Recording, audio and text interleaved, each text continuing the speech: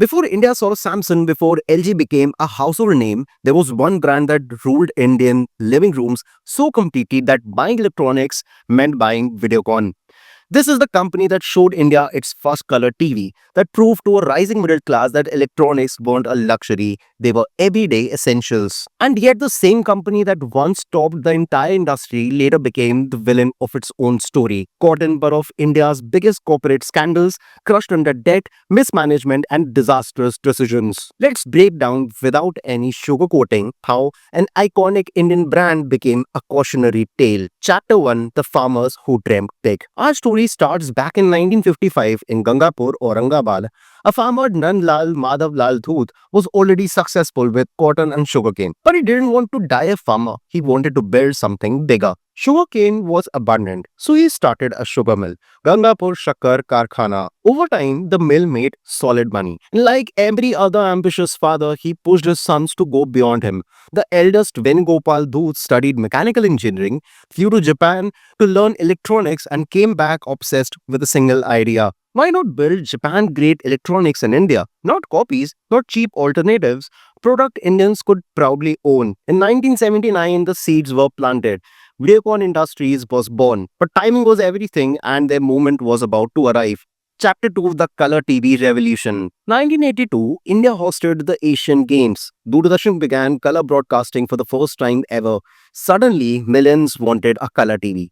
But imported TVs were insanely expensive, and Indian brands like Beeple had limited reach. Videocon spotted the gap ruthlessly. They partnered with Toshiba Japan in 1985. Technology plus Indian cost advantage, a perfect formula. They didn't just assemble TVs, they learned how to build picture tubes, the most expensive component of a TV. Once they mastered that, they launched their own TVs, affordable, reliable, middle class friendly. And the result, Videocon became the default choice of India. TV, Videocon. Fridge, Videocon. Washing machine, Videocon. If you walked into an Indian room in the 80s and 90s, you'll find their logo somewhere. The golden era had begun. Chapter 3: India's Home Appliance King. Videocon expanded hard and fast, but not blindly. Every move was calculated. 1985 washing machines, 1989 to 99 refrigerators, ACs, home entertainment systems. 1990s there was about mixers, microwaves. The strategy was simple and brutally effective. High quality essentials at middle class pricing. By the late 90s, Videocon wasn't just a brand, it was the electronics empire of India. Then came the aggressive global expansion. Acquired Philips TV plant, bought Samsung, the global picture tube leader, entered Europe, China, Mexico, Poland. This wasn't a desi company anymore. This was becoming a world player. But success has a dangerous side effect: overconfidence. And that would soon destroy everything. Chapter 4: The Arrogance Era. By 2007, Videocon thought we can dominate any industry now. Wrong. Electronics is not equals to telecom, is not equals to oil and gas. Different skills, different risks. But Videocon didn't care. Mistake number 1: entering telecom. They applied for 2G spectrum, launched Videocon Telecom, and burned massive money setting up towers, networks, and operations. Then came the 2G scam verdict. Supreme Court cancelled multiple licenses, including Videocons. They lost thousands of crores overnight. Mistake number 2: entering DTH, Videocon D2H. The logic was flawed. If we sell TVs, we'll also shoot DTH. But they underestimated the competition. Tata Sky, Dish TV, Airtel, all with deep pockets and strong ecosystems. Videocon D2H bled money.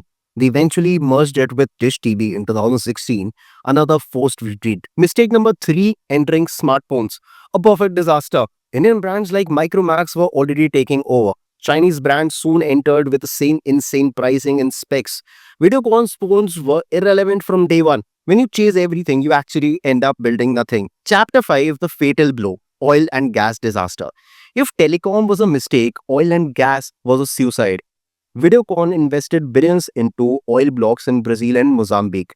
They expected massive output, but the reality, output was far below estimates. Some drilling had to be abandoned altogether. These projects were funded using huge bank loans. When production failed, loans became unpayable. This is where the official downfall began. Chapter 6: The Corporate Scandal. Then came the knockout punch. Financial activist Arvind Gupta exposed a bombshell. ICICI Bank sanctioned 3,200 crores to Videocon. Shortly after, a Videocon linked company invested 64 crores in a company owned by ICICI CEO Chanda Kochar's husband. Alleged quid pro quo. Classic corporate corruption. ED, CBI, ICICI, everyone got involved. The scandal destroyed Videocon's remaining credibility.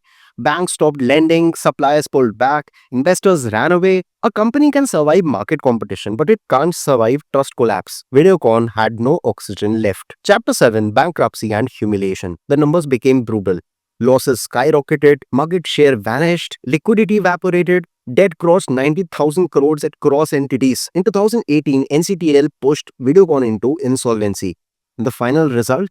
Videocon's fair value 4,069 crores and the liquidation value only 2,500 crores. The brand that ruled India for 30 years was not worth less than a mid-sized startup now. In 2021, Vedanta Group's Twin Star acquired Videocon for 2,962 crores. Banks recovered just 4.15% of their money and the rest 95.85% was just wiped out. Imagine writing off 90,000 crores. That's how spectacularly Videocon collapsed. Chapter 8, The Legacy. Today, Videocon is a ghost, a memory, a logo on old TVs lying in people's storerooms. From the company that democratized color TVs to a brand associated with scams and bankruptcy, the fall is tragic but brutally logical. Videocon wasn't killed by competitors, it was killed by overconfidence, diversification without capabilities, debt addiction, mismanagement, corruption, zero innovation focus. They forgot a simple rule. If you stop building great products, the market doesn't care about nostalgia. If your home once had a Videocon TV, fridge, or a washing machine, you lived through a golden era of Indian electronics. But the rise and fall of Videocon is not just a business story, it's a harsh lesson for every entrepreneur.